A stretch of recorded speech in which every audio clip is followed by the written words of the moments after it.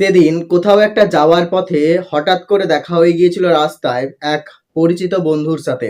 তার কাছ থেকে শুনছিলাম তার জীবনে কিছু হারিয়ে ফেলার গল্প, তার জীবনের কিছু না পাওয়ার গল্প, বেকারত্বের জ্বালা কিভাবে তাকে দগ্ধ করছে সেটা যখন তার কাছ থেকে শুনছিলাম তখন নিজেও ভেতরে ভেতরে এটা ফিল করতে পারছিলাম। সত্যি বেকারত্বের জ্বালা একটা যুবককে যে কতটা ভাবে দগ্ধ করতে পারে এটা শুধুমাত্র বেকার যুবকরাই জানে। জীবনের একটা সময় পরে নিজেদের পড়াশুনো শেষ করার পরেও যখন কোনো চাকরি বাকরি না পায় তখন কি করে সে তার পরিবারের হালটাকে ধরবে এটা ভাবতে ভাবতেই তার জীবনের অর্ধেকটা সময় পেরিয়ে যায়। কিভাবে নিজের ভালোবাসার মানুষটাকে নিজের জীবনের সাথে জুড়ে ফেলবে এগুলো ভাবতে ভাবতেই অনেকটা সময় পেরিয়ে যায়। একটা বেকার যুবকের মনের মধ্যে শান্তি খুব কম সময়ই থাকে, তার মাথা সবসময় পরিপূর্ণ থাকে বিভিন্ন এলোমেলো চিন্তা ভাবনা দিয়ে। কত কিছু তাকে অর্জন করতে হবে, কত কিছু পেতে হবে, তার উপরে কত জনের দায়িত্ব, কত জন তার দিকে হাঁপ চেয়ে বসে আছে কবে সে ঠিক করে দেবে,